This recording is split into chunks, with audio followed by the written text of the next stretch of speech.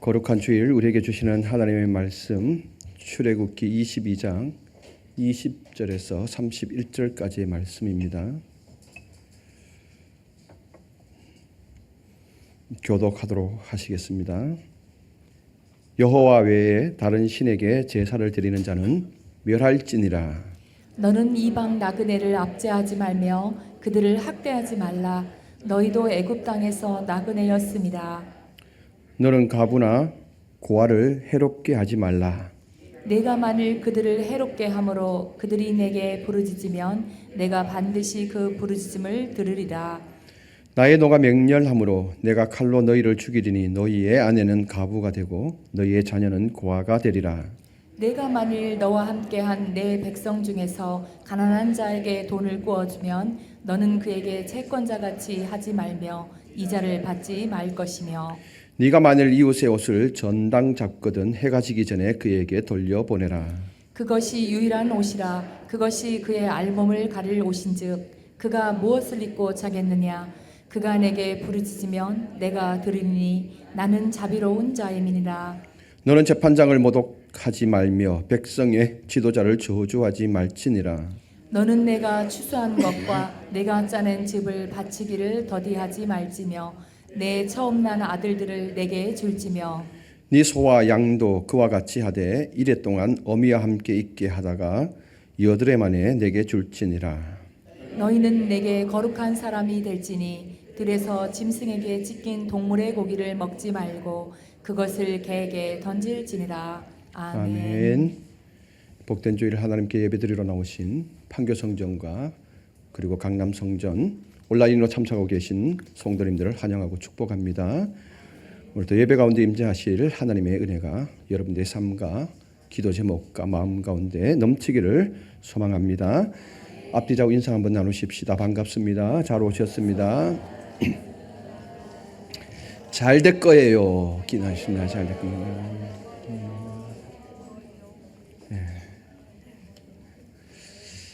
우리나라도 잘 될 거고요. 우리 관석교회도 잘 될 거고 여러분들의 삶도 잘 될 것 확신합니다. 봄을 재촉하는 지금 봄비가 내리고 있습니다. 자연의 섭리를 보면 참 오묘하고 놀랍죠.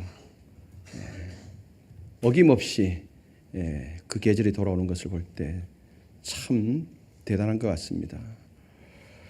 얼어붙은 대지를 뚫고 얼굴을 쏙 내미는 새순 너무 아름답죠. 여러분들 혹시 보셨는지 모르겠습니다.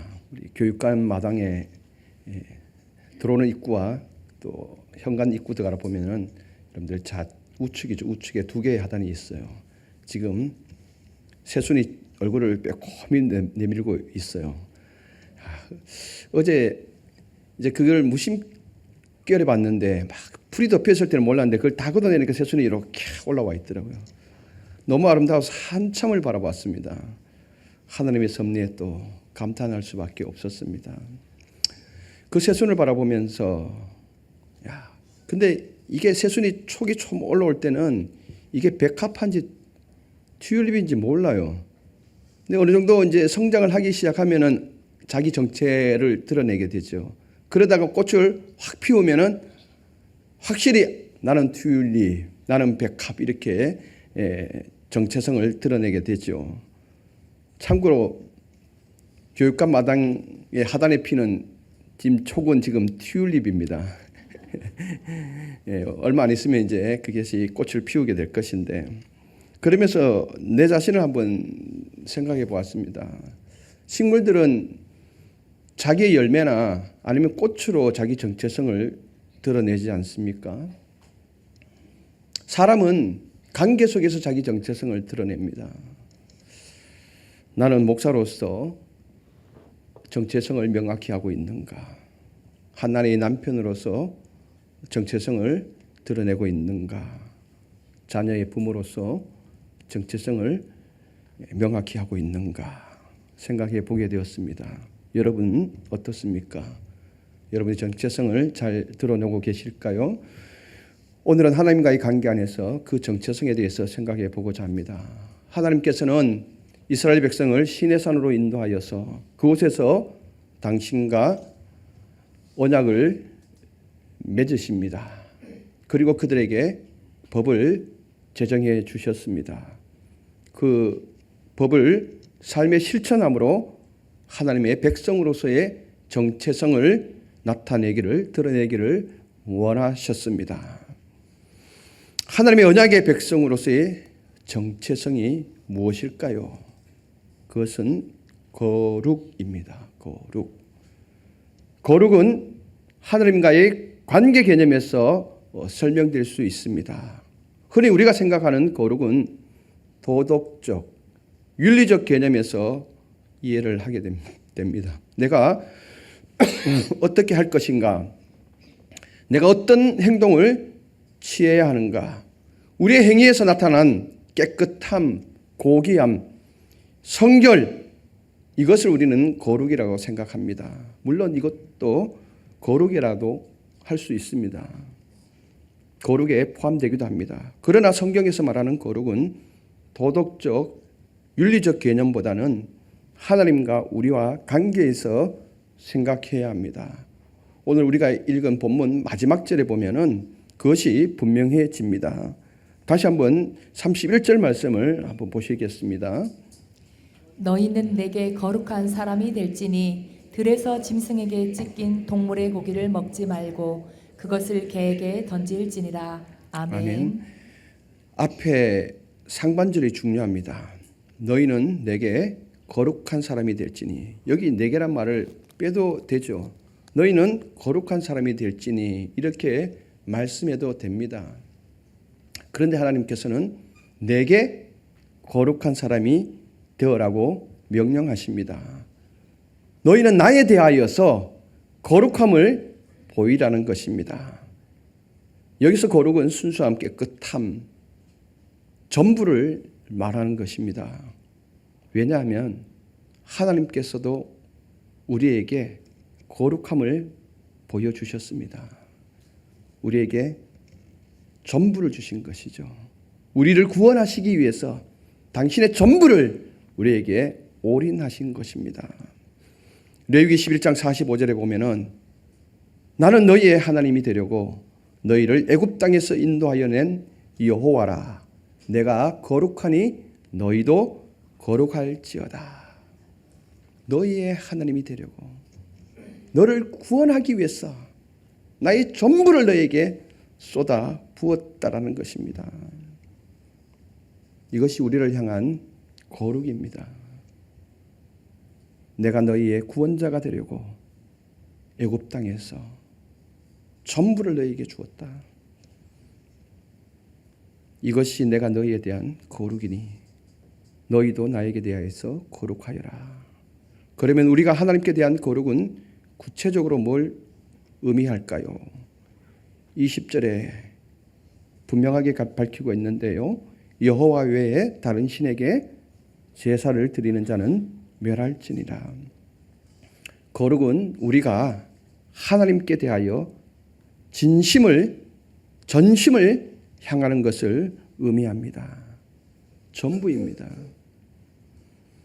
하나님도 우리에게 전부를 주셨던 것처럼 우리 또한 하나님께 전심을 향하라는 것입니다. 지금 우리가 예배하는 시간이 아닙니까?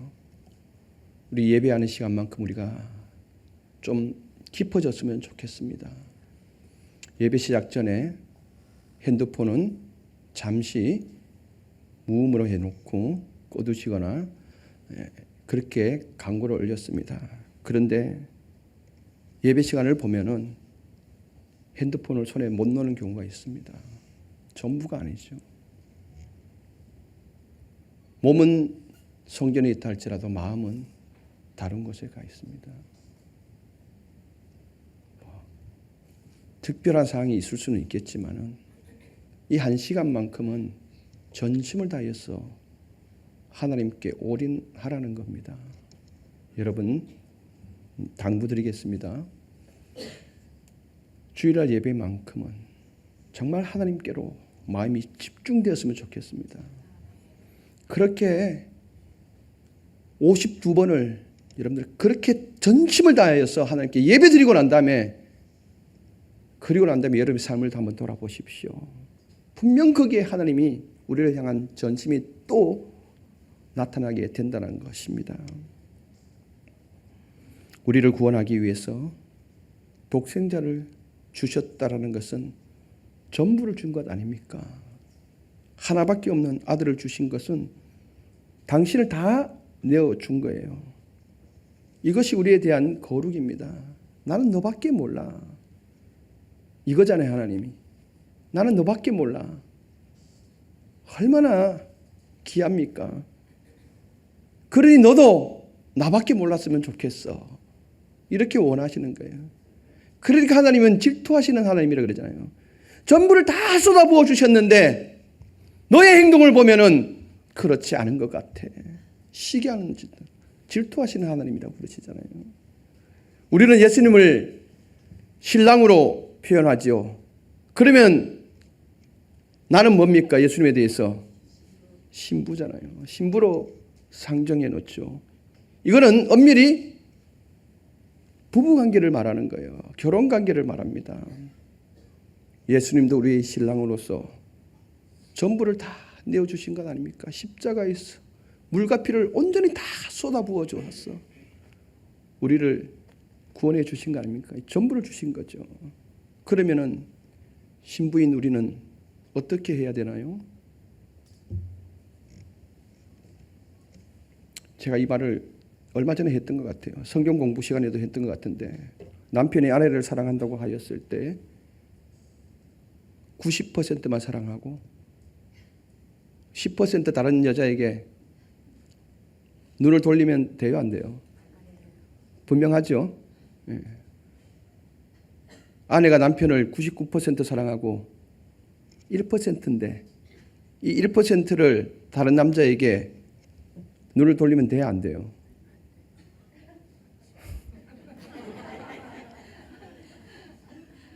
안 되죠. 여기 부부로 앉아 계시는 분들은 결혼할 때 다 서약을 하시지 않았습니까? 나의 전부를 다 주기를. 검은 머리 팥뿌리가 되도록. 요즘엔 이걸 안 쓰더라고요. 하나님과 여러 증인들 앞에서 서약을 했거든요. 나는 당신만을 위하며 살기로, 당신밖에 몰라, 이렇게 살기로 서약을 했습니다. 이것이 아내가 남편에 대한 거룩이고 남편이 아내에 대한 거룩입니다. 그렇다면은 하나님께서 이스라엘 백성에게 언약을 맺으시고 너희가 나에게 대하여 거룩한 백성이 되라 말씀하셨습니다. 출애굽기 19장 6절에 분명하게 하나님이 이스라엘 백성들을 시내산으로 이끌고 언약을 맺으시면서 말씀하신 것입니다. 출애굽기 19장 6절 말씀 한번 보실까요? 너희가 내게 대하여 제사장 나라가 되며 거룩한 백성이 되리라. 너는 이 말을 이스라엘 자손에게 전할지니라. 아멘. 이 말씀에서도 내게 대하여 거룩한 백성이 되라. 이 거룩은 관계입니다. 관계. 내가 너희에게 올인한 것처럼 너희도 나에게 대하여서 올인해 줄 것을 원하시는 하나님, 이것이 바로 거룩이라는. 하나님도 우리에게 대해서 거룩해 주셨고, 그렇다면 우리도 하나님께 거룩으로 나가라. 우리는 하나님께 어떻게 그러면 거룩할 수 있을까요? 거기에 대하여 성경은 분명하게 말씀하고 있습니다. 우리의 삶으로 보여주라는 것입니다. 20절부터 그 삶의 모습을 말씀하고 계시는데요. 여호와 외에는 다른 신에게 제사 드리지 말라는 것입니다.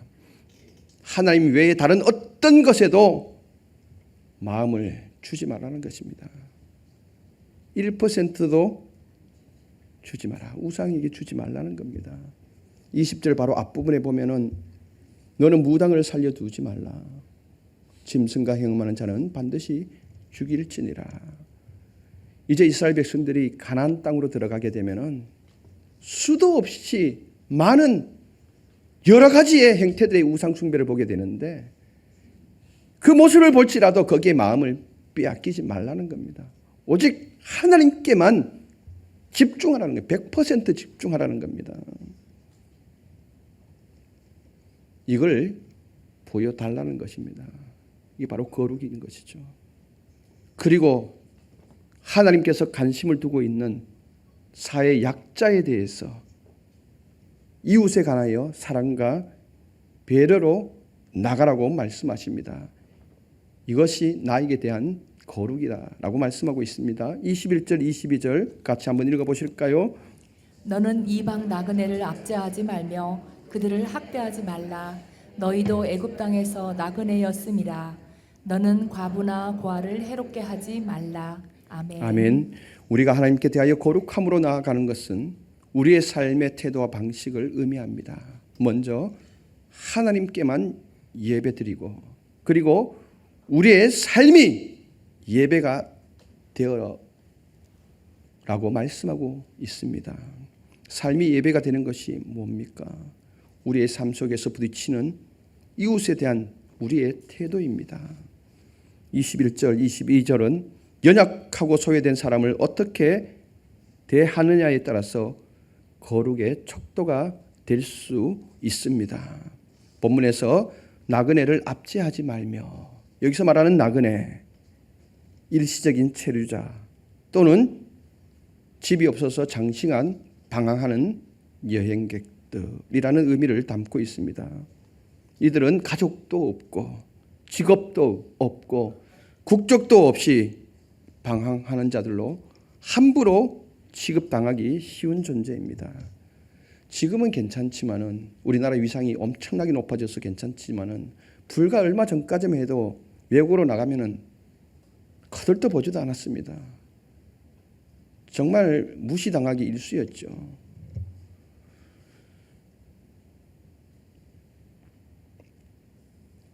바로 이스라엘 백성들은 이런 자들이 자신들이 통치하는 지경 안에 있을 때 함부로 대하지 말라는 것입니다. 왜냐하면 이스라엘 동안 나그네의 삶을 살았기 때문에 애굽 땅에서 나그네로 바로의 통치 아래서 심한 모멸감과 압제와 학대를 당하면서 고통의 세월을 보낸 경험이 그들에게 분명히 남아 있거든요. 누구보다도 이들의 어려운 처지를 잘 알고 있기 때문에 너희는 나그네를 압제하지 말라는 것입니다. 그리고 가부나 고아는 그 당시 가장 약한 자였습니다. 가부에 대하여서는 지난주 새벽 기도에 상세히 다루었습니다. 디모데전서에 여러 가지 지면을 할애해서 가부에 대해서 다루었습니다. 그 당시 아내들은 남편과의 관계 속에서 그들의 위치가 보장되었던 것이죠. 우리나라 말에도 여자 팔자, 디움박 팔자라고 하죠. 남편에게 끈이 달려 있었을 때는 괜찮습니다. 그래서 요즘은 그렇게 이야기 안 하지 않는데 옛날에 어르신들은 여자들 공부 안 시켜도 뭐라 그래? 시집만 잘 가면 된다고 그랬거든요. 요즘 그렇게 말했다가 그게 다 관계 안에서, 남편과의 관계 안에서만 형성되는 위치잖아요.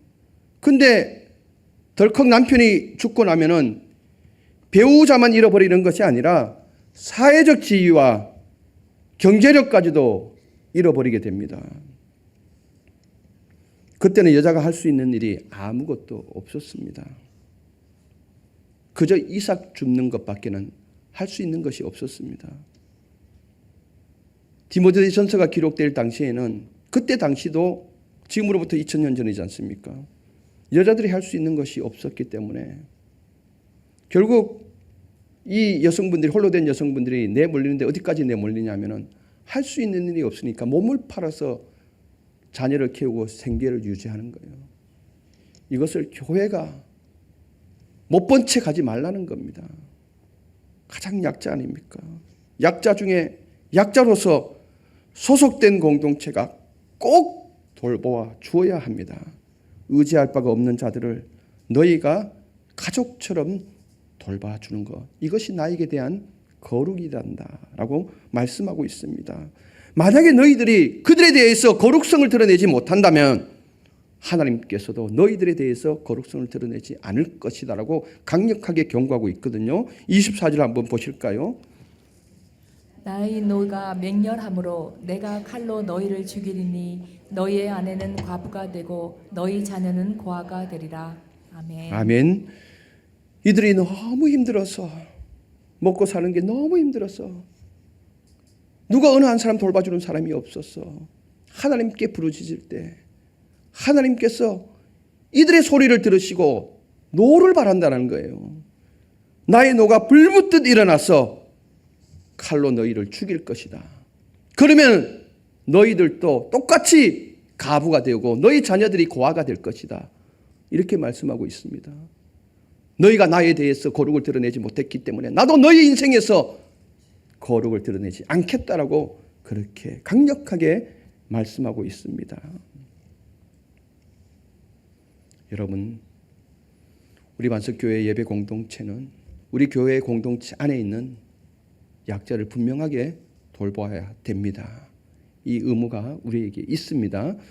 25절부터는 공동체 내의 가난한 자들에 대한 태도에 대해서 말씀하고 있습니다.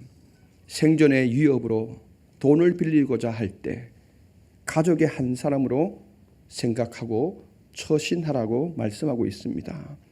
25절 보면은 그에게 채권자 같이 하지 말며 이자를 받지 말 것은, 이것을 원문을 찾아보면은 이 어감이 더 분명하게 나타나는데요. 원문 속에서는 이 말은 가족처럼 대하라는 거예요. 딸이 엄마한테 와서 엄마 나 돈 500만 원만 빌려줘. 이자 10% 쳐서 줄게. 돈 빌려주지요. 돈을 주지요. 근데 엄마는 이미 뭐예요? 줘도 그만 안 줘도 그만. 이자를 줘도 그만 안 줘도 그만. 아예 이자 같은 것은 생각하지 않는 거죠. 한 달이 지났는데 이자가 안 들어오는, 엄마 어떻게 보니까 썼어. 그럼 뭐 하겠어요? 고발하겠어요? 그냥 넘어가는 거예요. 가족이니까. 내 혈육이니까. 엄마가 힘들어도 엄마가 그것을 다 짊어지는 거 아닙니까? 생명을 놓고 돈벌이 수단으로 삼지 말라는 겁니다. 이게 그때 당시 이스라엘 공동체를 유지하는 비결이었던 것이에요. 가족처럼 생각해 주라. 26절에 보면은 담보가 돈을 빌려주는 사람의 안전보다는 빌려가는 사람이 유익을 위한 것이 되어야 함을 강조하고 있습니다. 그때 당시 겉옷은 매우 중요하죠. 밤과 낮 기온의 차이가 매우 크기 때문에 밤에는 이 겉옷을 두르지 않고서는 추위를 견뎌낼 수가 없는 거죠. 그래서 그들에게 문화에 있어서 겉옷은 이불과 같은 것입니다. 그렇기 때문에 이 겉옷이 굉장히 값어치가 나거든. 그래도 이 겉옷을 담보로 잡거든 해가 지기 전에 어떻게 하라고요? 돌려주라는 것입니다. 빌려가는 사람이 유익이 되도록 담보를 잡으라는 겁니다. 그런데 지금 사회 현상은 거꾸로 되어져 있죠. 담보를 왜 잡는 거예요? 빌려주는 사람의 안전장치를 걸어놓은 거 아닙니까? 그런데 하나님은 이스라엘 공동체에게 빌려주는 사람의 안전장치가 아니라 빌려가는 사람의 유익이 되어야 된다는 것을 분명하게 밝히고 있는 것입니다. 그래도 우리 교회는 지난 가을 재직회를 거쳐서 소득의 1000분의 1을 구제헌금으로 드려서 연약한 자를 도왔으면 좋겠습니다 라고 같이 만장일치로 의견을 내어져서 그래서 많이들 참석해 주셔서 작년 연말 또 올 초에 연약한 가정을 몇 가정을 도왔습니다. 이것이 또 저는 많아졌으면 좋겠습니다. 우리 교회뿐만 아니라 우리 교회 울타리를 넘어서서 또 사회 약자가 있다면은 그런 분들도 도움이 되었으면 좋겠습니다. 이것은 연약한 이웃, 사회적 약자에 대한 사랑과 배려입니다. 너희가 이렇게 할 때 바로 나에게 대한 거룩을 지키는 것이다 라고 말씀해 주고 계십니다. 그리고 이스라엘 백성들이 하나님께 대하여 거룩은 그들의 소유를 통해서도 드러나야 됨을 가르치고 있습니다. 29절 30절 말씀 읽어보시겠습니다. 너는 내가 추수한 것과 내가 짜낸 집을 바치기를 더디하지 말지며 내 처음 난 아들들을 내게 줄지며 내 소와 양도 그와 같이 하되 이래 동안 어미와 함께 있게 하다가 여드레 만에 내게 줄지니라. 아멘. 아멘. 너희가 이제 곧 가나안 땅에 들어가게 될 터인데 거기서 정착하여서 추수를 하여서 열매를 수확하게 될 때 그 수확의 첫 것 그리고 포도주를 바치기를 더디하지 말라고 합니다. 여기서 더디하다라는 히브리 동사가 가리키는 의미는 늑장부리다. 하기 싫어서 미적미적하다. 즉 억지로 드리는 행위를 말합니다. 그리고 갓 태어난 짐승 어미와 함께 있게 하다가 여드레 만에 내게 줄지니라. 왜 이런 말을 표현했을까요? 바로 바치지 말고 여드레 동안 엄마의 젖을 먹이게 한 후에 바치라고 한 겁니다. 이거는 두 가지의 이유가 있습니다. 어미 짐승을 보호하기 위한 하나님의 배려도 있고 또 하나는 이 짐승이 갓 태어나면 볼품이 없지 않습니까? 그래서 여드레 동안 엄마의 젖을 충분히 빨고 나면은 이제 비로소 이 짐승다운 모습이 갖춰지게 되죠.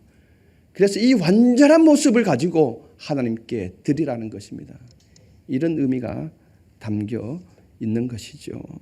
이는 하나님을 온전히 주인으로 인정해 달라고 하는 것입니다.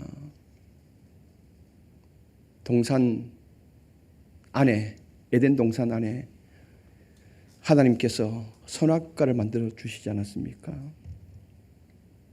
이 선악과는 나를 주인으로 인정해 달라고 하는 표시입니다.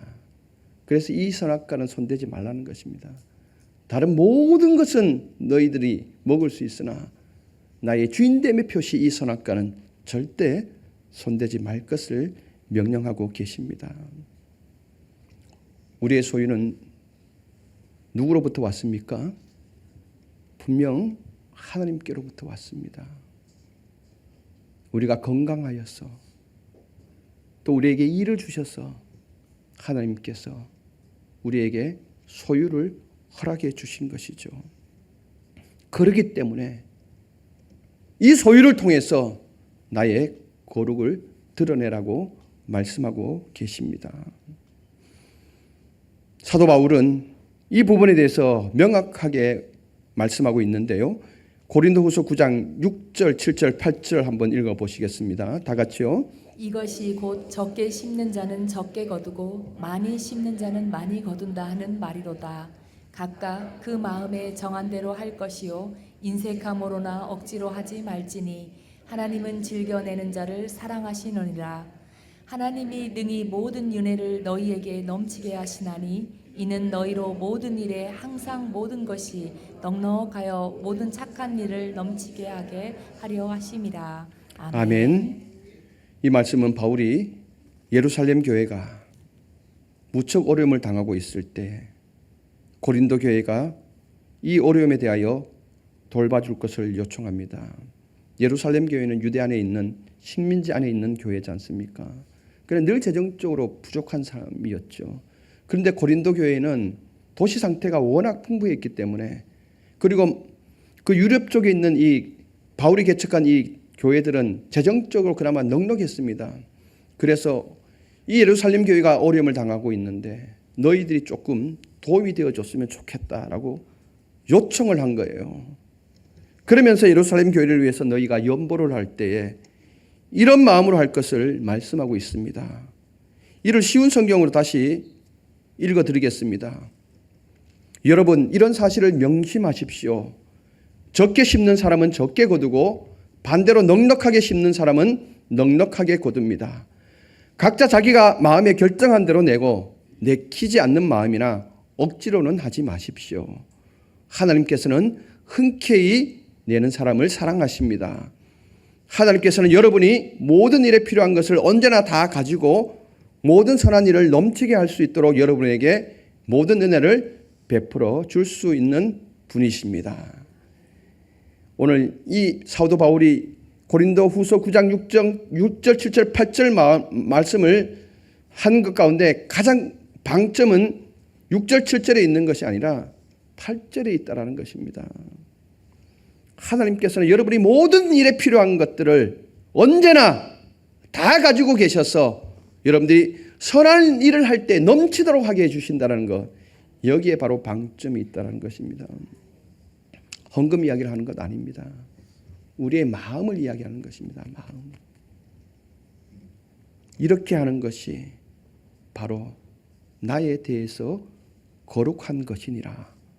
31절 말씀하고 있지 않습니까? 31절 다시 한번 읽어보실게요. 다 같이요. 너희는 내게 거룩한 사람이 될지니 들에서 짐승에게 찢긴 동물의 고기를 먹지 말고 그것을 개에게 던질지니라. 아멘. 31절은 바로 상반절 말씀에 있습니다. 너희는 내게 거룩한 사람이 되어라. 여러분들 여기서 중요한 단어가 있습니다. 될지니라는 이 단어는 동사는 단순 미완료형입니다. 이것은 뭘 의미하냐면은 지금 당장 이 시간에 이 말씀을 읽는 모두가 이 시간에 당장 거룩하게 되라는 말이 아닙니다. 조금씩 점점 더 거룩으로 나오라고 지금 요청하는 것입니다. 얼마나 하나님은 배려가 깊으십니까? 당장이라도 지금 변화되라고 해도 우리는 할 말이 없는 거죠.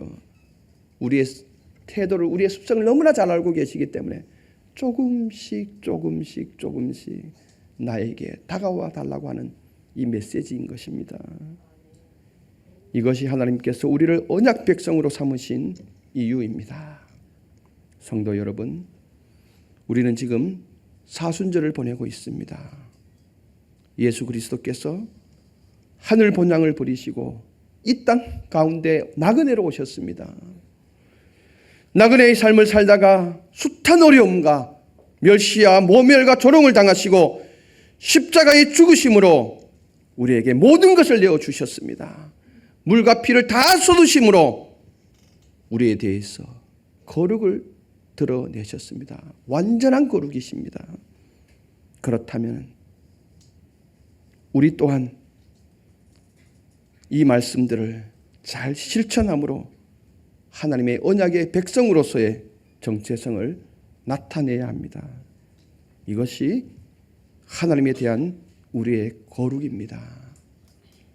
하나님이 우리를 전부 다 내어준 것처럼, 나밖에 몰라 그렇게 한 것처럼 나도 하나님밖에 모르겠습니다.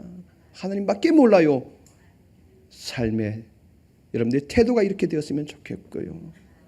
그리고 하나님이 가장 관심을 가지고 있는 사회적 약자들을 나 몰라 하지 않았으면 좋겠습니다.